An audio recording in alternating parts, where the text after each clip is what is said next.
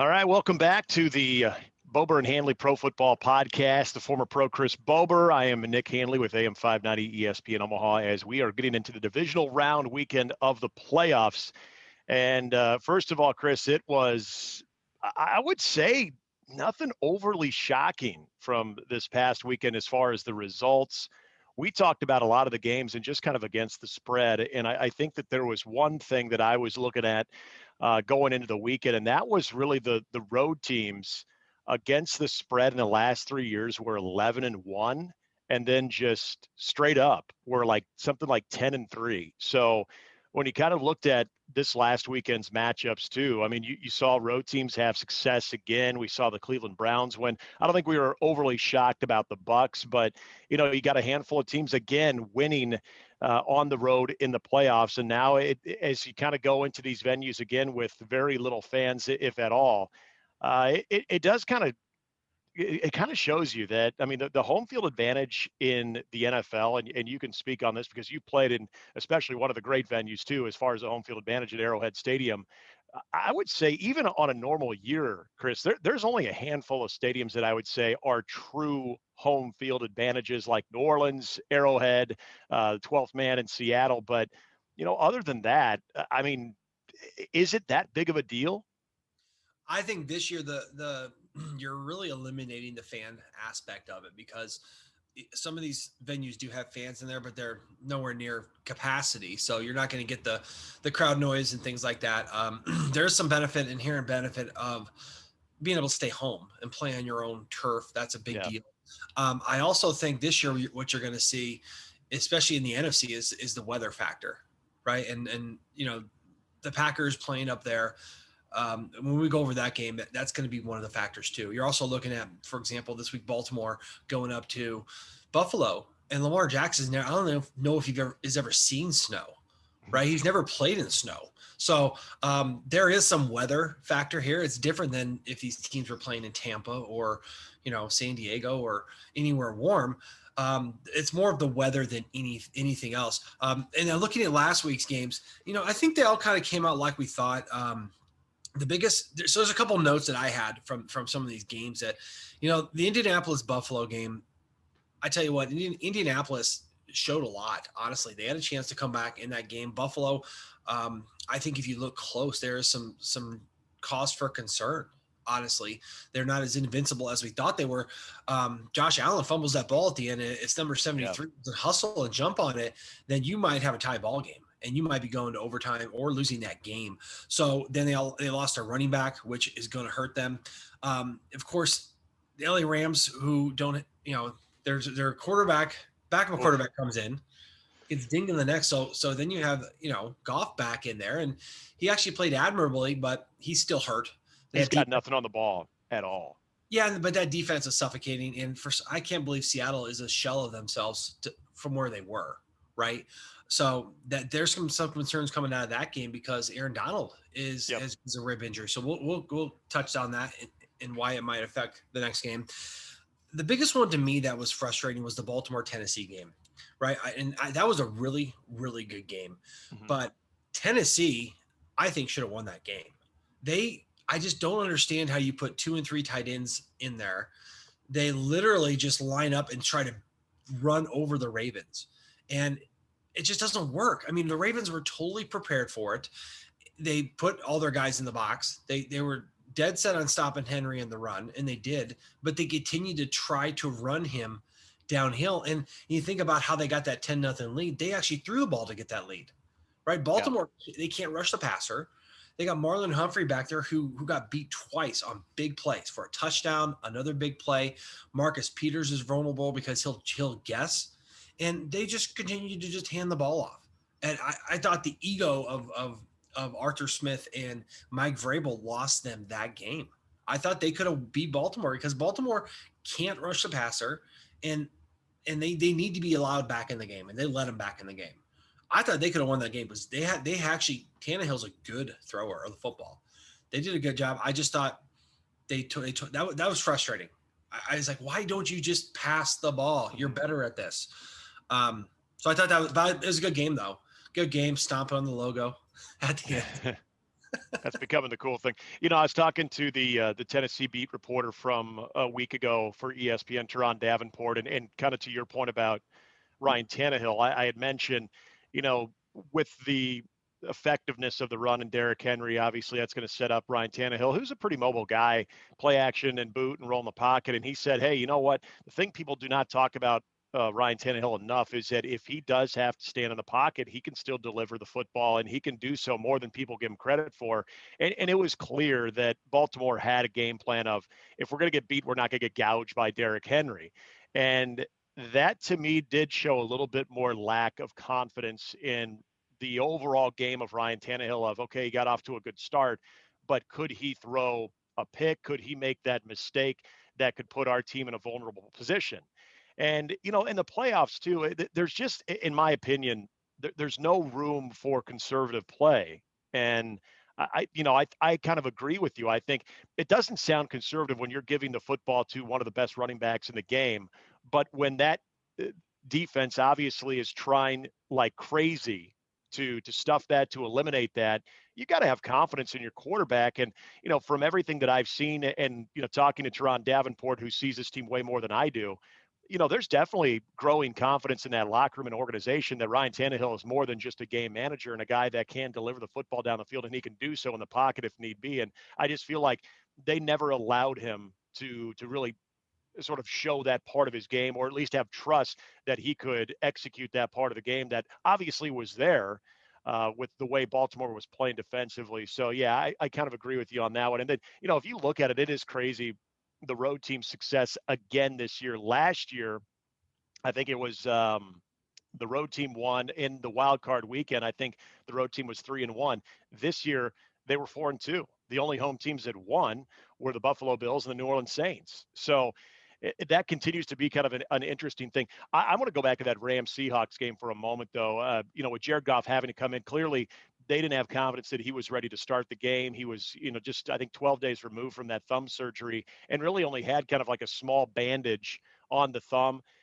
He's struggled as of late before the thumb injury, Chris. But the one thing that I noticed too is trying to grip the football. And I was talking to our athletes training center, Travis Manner, in our rehab report this week on the show, and he had mentioned just that inability to grip the football with that thumb is such a detriment when you're trying to have the tight spiral, especially if you have any kind of weather conditions at all and try to cut the wind. And you could see it. I mean, he was throwing some arm punts.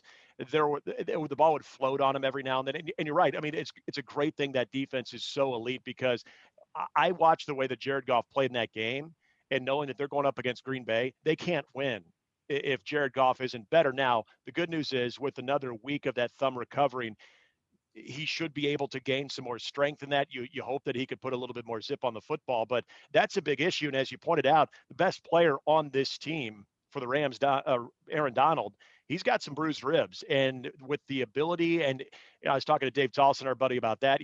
With guys using their arms so much and as effective as Aaron Donald is, he's going to be feeling that with the ribs, no doubt about it. Yeah, and don't want to give too much away of how we're going to talk about that game, but I know that from the injury perspective, right? Drew Brees having a rib injury, yes, that hurts, because there could be a 300-pound lineman that lands on him. But for 95% of the snaps, he's not going to get touched, right? Yeah. It's going to be whether he can function with throwing the ball, handing the ball off, and mentally dealing with the pain. But a defensive lineman is going to get jacked in the ribs every play, right? Yeah. I mean, I just don't know how effective you can be with a rib injury on the interior of a line, whether it's offense or defense. I kind of related to, remember J.J. Watt when he got banged up a couple of years ago? He's such at the top of his game, and he's so physical that just taking away that at all, a little bit of a crack, because teams are going to play their best against him. I think it renders him very, very ineffective. And no matter how tough you are, that's just an almost impossible thing to do. So the Rams going up to that game, and of course we'll talk about it, but has a couple injuries going into a very harsh, snowy, cold, very, very cold environment. I think it's going to be hard for them. But your Bears, man, congratulations, they made the playoffs. But gosh, I still don't think it's the worst thing that could happen to them. Well, you look at the run that they had at the end of the year. Does that really change anything? Because they they come out, and I think maybe against maybe some inferior teams, Trubisky can run the ball and Yeah. they have some stuff going on. But then they go to this game and they fall apart. Trubisky shows his true colors. They're not very deep. They got kind of beat up front. They got their receiver to go throw a punch and get kicked out of the game. Again, with the same guy. It's now happened twice. Yeah, that guy gets punched by more people. But Yeah. And Matt Nagy said they spent 15 minutes on practice talking about the fact that he will be an instigator. Javon Wims already fell for it in the regular season when they played. You would think Anthony Miller would know better. Nope. I mean, in my mind, that's just like a red flag, right? I mean, that guy right there. I'm like, are you not that smart to know in a playoff game you can't get kicked out of that game? I think he's a free agent. I think, isn't he? Yeah, he's not coming back. No, I think he's got to go somewhere else because how can you be forgiven for that? That's just stupid. That's your job. Anyway, we'll see where the Bears go. And of course, the big game of last week. And I was rooting for the Browns because I like who the Browns are and I like the matchup for them going to Kansas City. But they just annihilated Pittsburgh. I thought it was great. I thought it was like a shell of who they were at 11-0 compared to what they were at the end of the year. And Cleveland was by far the better team. I actually went and watched the game film from that, like the coach's film. And I think I'm in love with Cleveland's line. Their offensive line is amazing. I love what they do. They're very good, very talented. I was going through a diagram plays. I love it. I love what they're doing up there up front. I think they've hit their ceiling right now, because they're going to go see the world champs. Yeah. But congratulations to them to win that game without their all-pro left guard, without his backup was out too. Yep, his backup went out in that game. Then they lost Jack Coughlin. They were up by a lot by that point, but kudos to Cleveland, man. What a great win for that city. Yeah, I think Cleveland, and again, I can't speak high enough about the Kevin Stefanski, even though he wasn't part of the communication during the game, what he's been able to do to get the most effective play out of Baker Mayfield. Baker Mayfield, I'll give a lot of credit to as well. He put his money where his mouth is. Yeah. And, the fact that he actually did, he said at the beginning of the season, a lot less talking, more focus on the little things and the details. And you saw that. I mean, it's one thing to say that at the beginning of the year, but, emotions get the better of people, and in the heat of the moment, you react. And we've seen Baker do that. You go back to college, and then even in his first couple of years with the Browns, sometimes he can't help himself. This year, he has been the most measured and effective leader that they need to be. And I do credit Kevin Stefanski, but I think you also have to credit Baker Mayfield for growing up. I think you have to credit Baker Mayfield for being a little bit more comfortable in his NFL skin. And I think he's playing at the level that they need him to play, where there's not too much pressure on him. But when he does have to make a play, he's got the capability of doing so. So I've loved watching him. And you're right, the offensive line, even is kind of gouged as they were dealing with the injuries and COVID.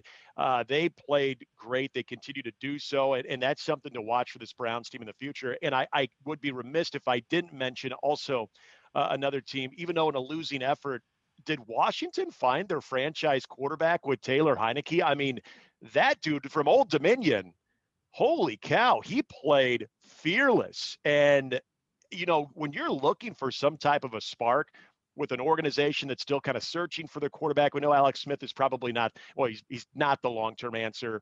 To see those types of efforts, I'm not saying Heineke is going to be this type of player every game, but all you can do is make the most out of an opportunity. And in the playoffs against a good defense like the Bucs, Taylor Heineke almost won that football game for the Washington football team. I thought that was very impressive. I continue to be impressed with the trajectory of that organization under Ron Rivera. I would never have thought we would have that discussion about this team this time last year or even going into the season. But even though they lost and they're eliminated from the playoffs, it's funny you bring up the Bears.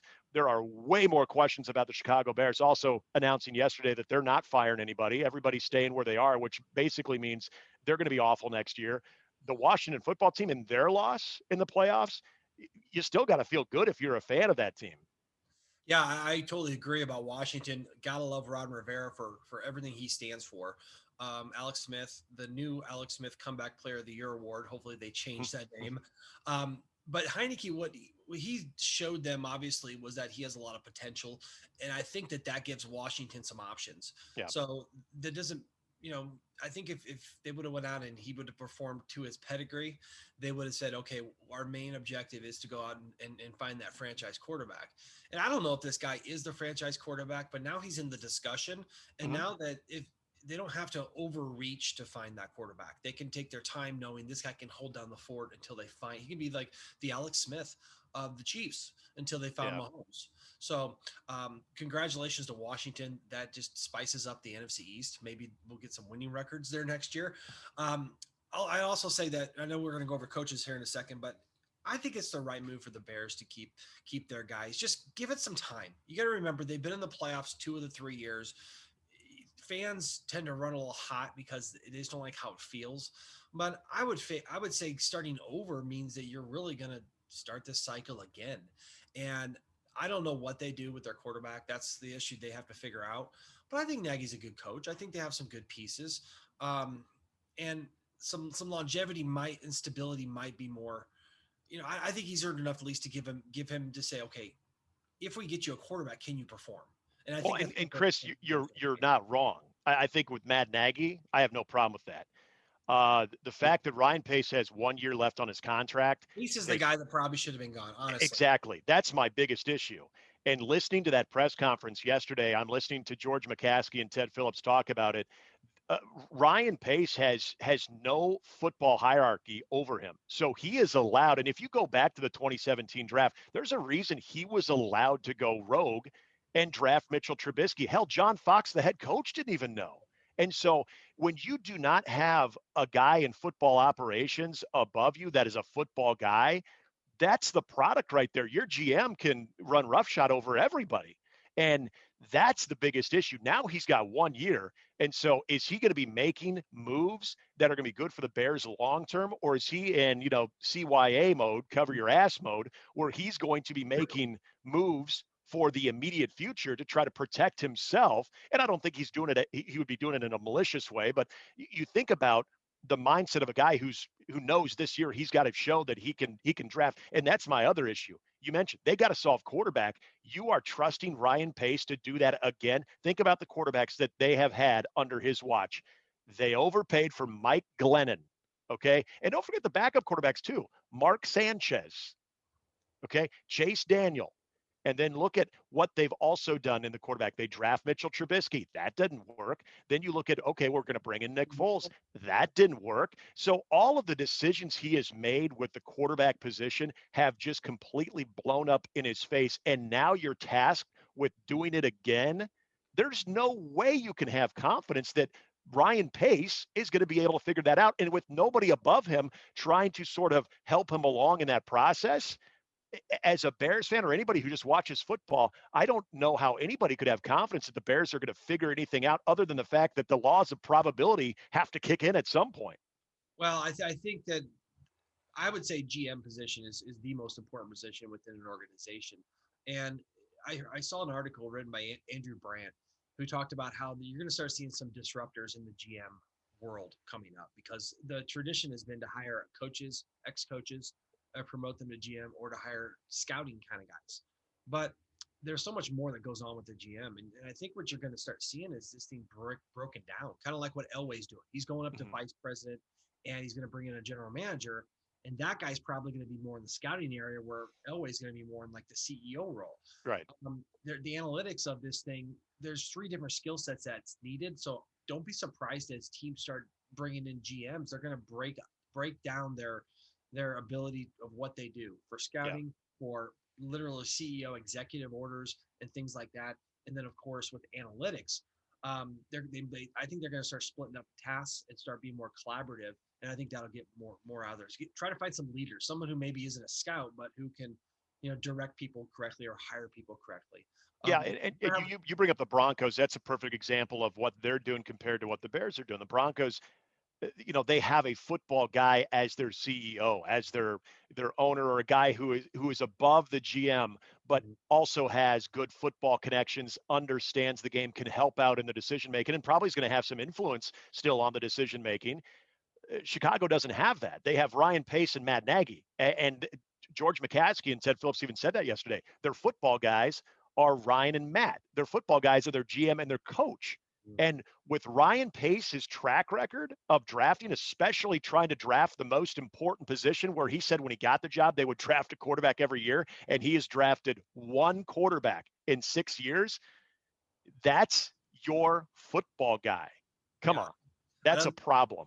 I think it's a mistake to go forward with a guy who continually makes the same mistake over and over. Now, we did have another firing since we had this, right? So the Eagles, and I'm not, believe me, there's no love lost at the Eagles coach gets fired. It's very interesting how that all went down, right? So it looked like he was going to be safe, but he met with the ownership. And Lurie, I think when Pederson got there, they started this rebuild, right? They gave up a lot for Carson, and they built this thing that culminated in a Super Bowl within a few years. And they face one of the dilemmas that really successful teams have, which is how to maintain a level of success after you've won. Yeah. And they haven't done very good at that, right? They really built, you look at the roster they had a superstar roster going into that game, and that's why they won. But then afterwards, these guys started to get paid because they're Super Bowl champs. They didn't have a plan going forward with that. They have totally mismanaged Carson Wentz. And now it looks like Carson Wentz is the guy who's going to be there, and they're going to find someone to come in and mold him, which I think is a smart move because of the cap ramifications, right? Bring in a Frank Reich type guy, whether he's the coach or the coordinator, to get your most valuable asset, which is where you spend most of your money. Get him going forward, because that's the guy that has to produce for you based upon what you've invested in him. So look for them to somehow get a guy of that caliber to get Carson Wentz going in the right direction. Yeah, and I think Doug Pederson, for him, I think it was clear that the organization was choosing Carson Wentz over Doug Pederson, and the financial ramifications, as you point out, probably give you an idea of what the ultimate motivating factor there was. For Doug Pederson, look, I don't know what happened with the relationship between he and Carson Wentz, if he peaked during the Super Bowl. Look, Doug Pederson is still going to be a highly sought after offensive mind. He's going to be a coordinator somewhere probably this year. And it unfortunately did not end well. But for the Eagles, I mean, this is going to be a tricky job for whoever is coming in, because you are inheriting, whether you like it or not, somewhat of a quarterback controversy. Because first of all, you know how rabid the Philadelphia fans are. They saw Jalen Hurts perform well in a small sample size. I'm sure a lot of them are tired of Carson Wentz, but they know that they're kind of stuck with him. So you inherit that. You got to make the decision on that. You got to try to get the most out of Carson Wentz, and who knows if you can or not, because I quite frankly don't know what quarterback Carson Wentz is. Is he more of the guy who was heading towards an MVP until he tore his ACL, or is he more the guy that we've seen the last 2 years? I don't know. Is Jalen Hurts the long-term answer? Or is he just kind of a flashy player that eventually will be figured out? None of us know that. So that's what the coach, whoever it is going to inherit. So it's not an ideal situation. Now, the good news is the NFC East is extremely up for grabs. I mean, even if you're having a down year, we saw that. So, I mean, you can finish below 500. Now, the last couple of years, even though the Eagles ended up going above 500 2 years ago, you could still finish at 500 or even below and possibly win that division. So there's a pro right there with the job. But I mean, I think this is going to be a really tricky one. Maybe not as appealing as maybe one would think initially, or even a couple of years back when that job was open. And I think when they got together, Lurie and Pederson, he basically told him that he wanted to start a rebuild, and I don't think Pederson was down with that. I think he wanted to continue to do that, and he knew that he was going to have to endure a couple of seasons of being down as they rebuild the foundation of their roster, and he just wasn't on board for that. So they're going to go a different direction, and boo-hoo, goodbye Eagles. So I know it bugs you. I know we're going to get into the games, but there's a really funny little kind of blurb that kind of came up. This offensive lineman named Jared Valder. Do you hear that story? Mm-hmm. You know, he started for the Colts last week, but he came up off the practice squad, which is it's a weird dynamic how these practice squads work in this pandemic year. So he starts for the Colts. He's still in the practice squad, and the Packers sign him, and he was probably going to start this week until he tested positive for COVID. And now he's going to be out, obviously. They don't have any, knock on wood here, it looks like most of these teams going into these games this weekend are safe from the protocols of COVID-19. They've kind of, knock on wood, figured that out. He was the one lone guy, but he hadn't been there to practice yet, so he just didn't bring it with him. But that was a funny story.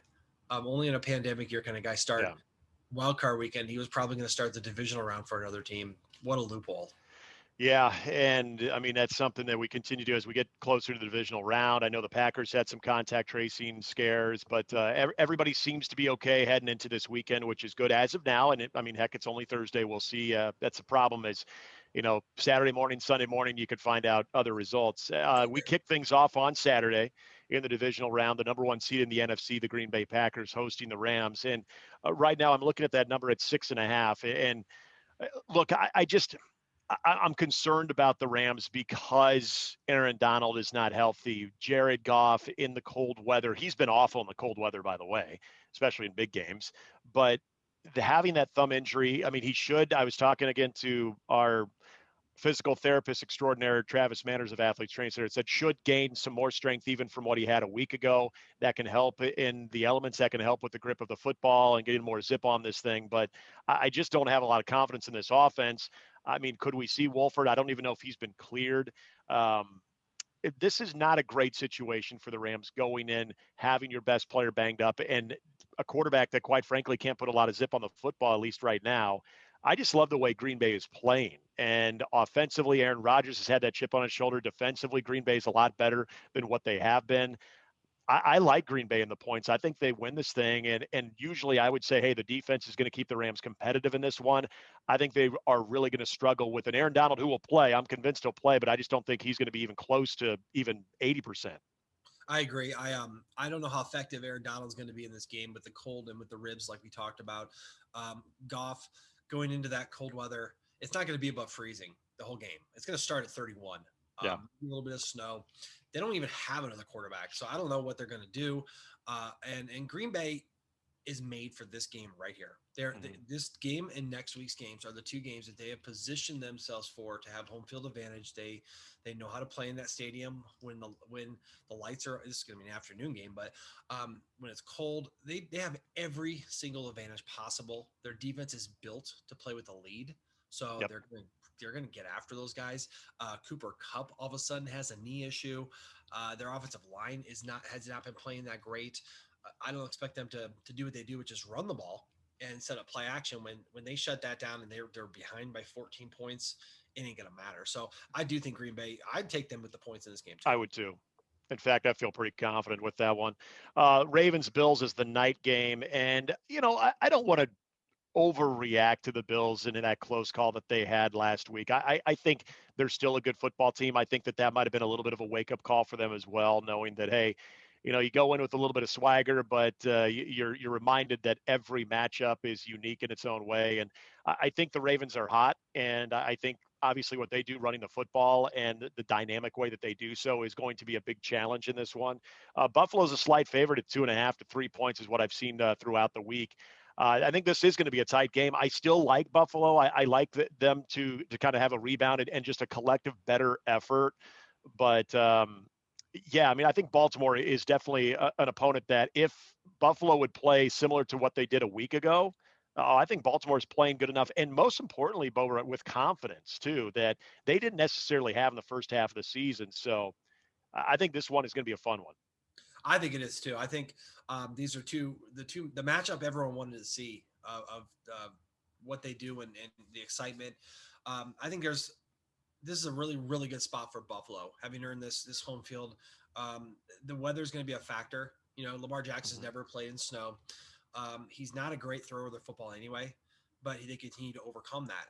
I think the back end of Buffalo's defense is much, much better than the last several opponents they've played. Yeah. This is Baltimore's, I think, third or fourth straight road game, right? So they have to go on the road again. They like that. They Harbaugh is kind of that rah-rah guy. So that's not the biggest deal. But over the last 6 of 7 games, they've held opponents to under 20 points, which is why they've been able to stay in games because they can't throw the ball. Baltimore can't do two things. They can't throw the ball effectively and win a game, and they can't rush the passer. Yeah. I think it's a bad combination. And if people know that, like I think Buffalo does, they're not going to get to Josh Allen. And I think he's going to make some big plays because they're not great on the back end, right? Marcus Peters can be beat. Humphrey's a guy who's all pro, but still gets beat, right? And I think that this is a great spot for them. They're 10-1, and the only loss they've had is to that Hail Murray. And Stephon Diggs right now is the best receiver in football, right? Yeah. He can't be stopped. And him and Devontae Adams are two guys on opposite sides of this bracket that you want to watch. I think Diggs has 150 yards and a couple touchdowns. I mean, Buffalo, I think, gets out to a lead, and that puts Baltimore in a bad spot because Baltimore is a front runner.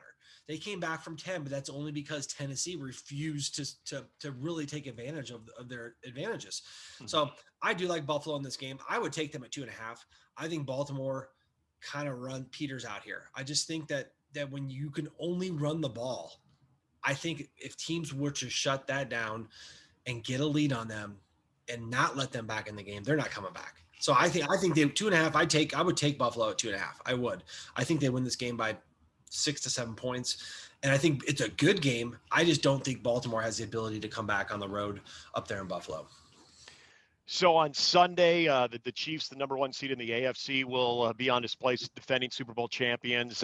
Some people, I wouldn't say doubting them, but are very curious to see if they'll kind of turn things back on the way that we sort of have seen them do and expect. It's not like they were slumping. I mean, they are the number 1 seed for a reason, but there were things about this team that maybe gave you a little bit of pause to go all in for them to repeat as Super Bowl champs. I think they're hearing that, and I think they're kind of in the background sort of snickering because I think there's no shortage of confidence in that locker room and in that organization.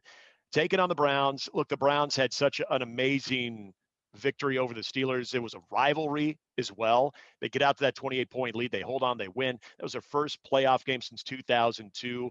I'm not saying they're going to have the victory hangover, but I just think that there could be this sense of, hey, we already accomplished what we wanted to. The sky is the limit. Things are heading in the right direction. I just think this is a great opportunity for Kansas City to kind of tee off on a team. Now, what the interesting part of this matchup is going to be is what has been so effective for the Browns as of late, and that is the rushing attack, the offensive line getting a little bit more healthy, and that's setting up the play action for Baker Mayfield. So not only the front seven, but the secondary, the entire defense for Kansas City is going to be tested in this football game. So that is a bit of a concern. I do think Kansas City is able to score a lot of points on this Browns defense, even though it is a much better and improved defense. This could have some points in it, but I think at the end, trying to play catch up with the Chiefs at Arrowhead, you're probably not going to like the result of that. Yeah, and I think that the Cleveland Browns are built to win a certain way, and it's just a bad matchup for Kansas City. And Kansas City's a bad matchup for almost everyone, really. Mm-hmm. And this is why they built the team that they did, because yes, Cleveland's going to be able to run the ball because Kansas City, there is a concern about them stopping the run, but Cleveland can't play any defense, right? I mean, Kansas City will score all day long on them, even with their issues. Now, Kansas City does have some issues with their O-line. They're banged up. Mitchell Schwartz is not coming back, and it's really thrown a little bit of a wrench there, but they're going to ramp it up. Andy Reid's got a bye week now. You can't tell me what he's going to do to carve up this team when he's gotten an extra week of preparation. I think the biggest factor is going to be when the Chiefs do get a lead, the Chiefs defense is built to pressure the quarterback with very exotic blitzes. Spagnuolo did that in the playoffs last year, and that's where Mayfield really suffers. I mean, his quarterback rating is cut in half when he gets pressure, and that's all the Chiefs are going to do. They don't care. Whatever, we'll score more. They are going to bring pressure, and Mayfield does not handle that well. I would not look for Mayfield to have a great game. I think he's going to throw a couple picks. I think he's going to get sacked. He just doesn't do well against pressure, and they have a good O-line, but so much of this isn't what the O-line blocks, is how it's going to be how the quarterback identifies the pressure and handles it. And he's not very good at that. The only thing that's kind of interesting watching is the Kareem Hunt revenge factor. Mm-hmm. I think he spoke a little out of turn. I think he just meant it's personal because he knows them so well, and he kind of backed off of that. But in Kansas City, Cleveland, I was rooting for Cleveland. This is a great matchup for the Chiefs. Now, whoever Chiefs have to play next week, if they win, that's a tougher matchup, but this is the perfect matchup for Kansas City because they can score a lot of points and they can blitz Mayfield and render him, I think, pretty ineffective. Yeah, I'm trying to speak it into existence. I want to see the Bills Chiefs round 2. The game of the ages, and we mean that literally because you have the two oldest quarterbacks ever to square off. in any game, let alone a divisional playoff game. Looking at the Bucks and the Saints, Tom Brady versus Drew Brees, you've got two guys that are, first ballot Hall of Famers. Tom Brady, the GOAT. They played each other twice already. They split, so why not have a rubber match? Why not have a third game between these two? I'm going to say this about the Saints' performance against Chicago. It was very lackluster. Their offense was very kind of out of sorts, and maybe that's because Kamara was back. Thomas was back, and trying to get everybody back on the same page was a little bit more challenging than what you originally thought. I still love the Saints defense. I think that is a nasty group, and I think they can get after you. I got to see more out of the Saints offense, and I think they'll be a little bit more crisp now that everybody is back. They're working out together, and that is all happening. The Buccaneers, look, they are a team that I still kind of think is a mystery talent-wise. They are as good as anybody in the NFL. But as far as what we've seen, as far as consistency out of this team, it's been lacking all year. The Saints are a slight 3-point favorite in this one. I've seen it down to 2.5 as well. I do lean towards the Saints in this one. And the main reason is I like their defense better. I just think their defense has been playing at a better level, and I expect their offense to play much better than they did against Chicago. Yeah, and this is kind of a pick'em game for me because on paper the Saints are a better team, right? They're a better matchup. And one of the things that the Saints have done really well against Tampa is use Alvin Kamara out of the backfield because they got Devin White back, which is awesome because he covers the field, but he's not a great pass coverage guy, right? He is downhill player and he will tackle guys, but he's not great at coverage. So that's been a matchup the Saints have exploited during this. They do get some guys back. They're pretty healthy going into this, minus depending on what Mike Evans is, but I just don't know the TB12 factor, honestly. I mean, we're going to see how good Brady is right now. I mean, same age pretty much, but can he will these guys back? Because he's been able to do that. You think about his career, what he did, he's got a connection with Antonio Brown, with Godwin, and he's been able to win with far less receivers just by having this great connection and getting the ball down the field and moving the chains and things like that. He is playing awesome. Honestly, I am very surprised at how well he's playing this late in the season. He looks awesome. He does. The question I have is whether or not the Tampa Bay defense can hold up. They got Michael Thomas back. Kamara's healthy. Breeze is doing good. They had some rest. They're at home. I would lean towards the Saints. I don't know if Tom Brady's that can come back and win this game. He very well could. I'm not going to bet against him, but I just lean towards the Saints. This, I think, is going to be the most even matchup here, and I think it's going to be the best game of the weekend. Yep, I would agree. So for me, I've got our championship round set where I'm going to take the Packers taking on the Saints for the NFC title, and I'm going to take the Chiefs taking on the Bills for the AFC title. Yeah, I'm right there with you. I think it's the same thing. I think we're all picking the under. I know. We're going chalky here, but hey, I feel like it's going to happen, and of course we'll probably be way wrong. But the game that I probably have the most hesitation on is the Saints Bucks, but the other ones I feel pretty confident with the Bills winning, the Packers winning, and the Chiefs winning. And just watch this phenomenon this weekend, right? There's a big difference in the divisional round and the wild card round. In the wild card round, the level of play I think is a little bit less than what we're going to get this weekend, right? Yeah. The two best teams come back into the fold at home, which pretty much almost guarantees they move on. It's happened almost every year. And now the best wild cards who given their what they've had now usually kind of peter off and come back to reality. It's just a phenomenon you see every year. One team might get hot and rise up from the wild card weekend, but it rarely happens anymore, right? The best teams are usually winning these games, which is why it's easier to pick the favorites this week. And if history holds true, then all the favorites should win. Well, we'll find out what we're talking about next week as far as championship weekend. Maybe some coaching vacancies have been filled. A lot going on outside of the games as well. We'll keep you up to date on that as well next week for another Bober and Handley Pro Football podcast. He's Chris Bober. I'm Nick Handley. Bober, can't wait to see the games this weekend and what happens in the NFL around it. Always appreciate talking with you, my man. All right, exciting times. Enjoy the games. You as well.